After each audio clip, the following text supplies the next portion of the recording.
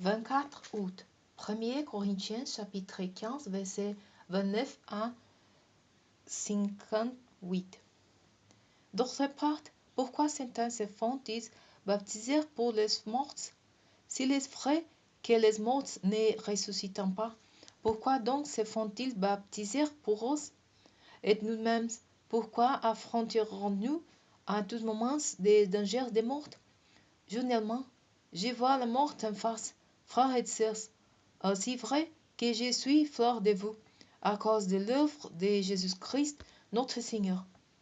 Si la lutte que j'ai soutenue à Éphèse, véritable combat contre des forces, n'a été inspirée que par des motifs purement humains, à quoi cela m'a-t-il servi?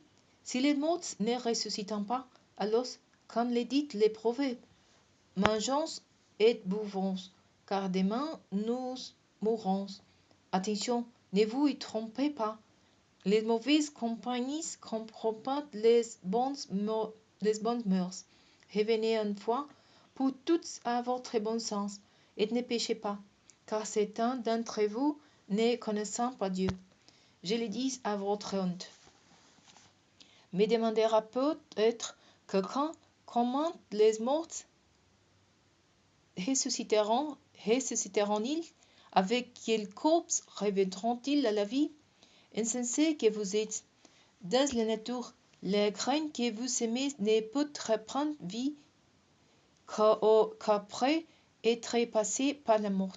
Lorsque vous faites vos semences, vous ne mettez pas en terre les corps que la plante aura quand elle a aussi poussé, mais un simple grain, un grain de blé, par exemple, ou quelque autre semence.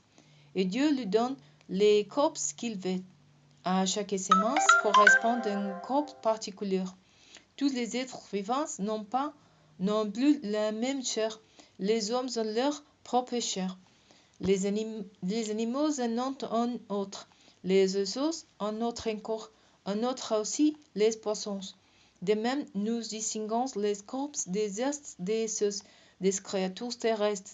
Chacun d'entre eux a son aspect propre. Le soleil a son propre éclat, de même que la lune, et le rayonnement des étoiles est encore différent. Et chaque étoile même brille d'un éclat particulier. Il en va de même pour la résurrection. Lorsque le corps est porté en terre comme le grain que l'on sème, il est corruptible, et il ressuscite incorruptible. Semé infirme et faible, il ressuscite plein de force et glorieux. Ce que l'on enterre, c'est un corps doué de la seule vie naturelle. Ce qui revit, c'est un corps dans lequel règne l'Esprit de Dieu. Aussi vrai qu'il existe un corps doté de la seule vie naturelle, il existe aussi un corps régi par l'Esprit. L'Écriture ne déclare-t-il pas le premier homme, Adam, devant un être vivant, doué de la vie naturelle? Le dernier Adam est devenu, lui, un être qui, animé par l'Esprit, communique la vie.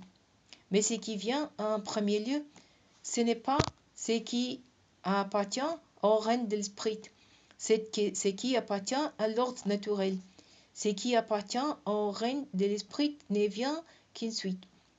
Le premier homme, formé de la poussière du sol, appartient à la terre.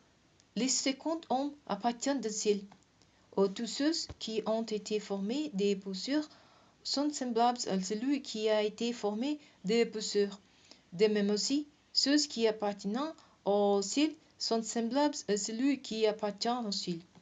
Et comme nous avons porté l'image de l'homme formé des poussières, nous porterons aussi l'image de l'homme qui appartient au ciel. Ce que je dis, frères et sœurs, c'est que notre corps de chair et de sang ne peut accéder au royaume de Dieu. Ce qui est corruptible ne peut avoir part à l'incorruptibilité. Voici, je vais vous révéler un mystère. Nous ne passerons pas tous par la mort, mais nous serons tous transformés, et un instant, en un clin d'œil, au son de la trompette dernière. Car, lorsque cette trompette retentira, les morts ressusciteront pour être désormais incorruptibles, tandis que nous serons changés. En effet, ces corps corruptibles doivent se revêtir d'incorruptibilité, et ces corps mortels doivent se revêtir d'immortalité. Lorsque ces corps corruptibles aura revêtu l'incorruptibilité et que ces corps mortels aura revêtu l'immortalité, alors se trouvera réalisée cette parole de l'Écriture. La victoire totale sur la mort a été remportée. Ô mort, qu'est-ce devenu ta victoire? Ô mort, ô standard? Les dards de la mort, c'est le péché, et le péché tire sa force de la loi. Mais loué soit Dieu qui nous donne la victoire par notre Seigneur Jésus-Christ. C'est pourquoi, mes chers frères et sœurs, soyez fermes, ne vous laissez pas ébranler, travaillez saint et lèche pour le Seigneur, sachant que la peine que vous vous donnez au service du Seigneur n'est pas inutile.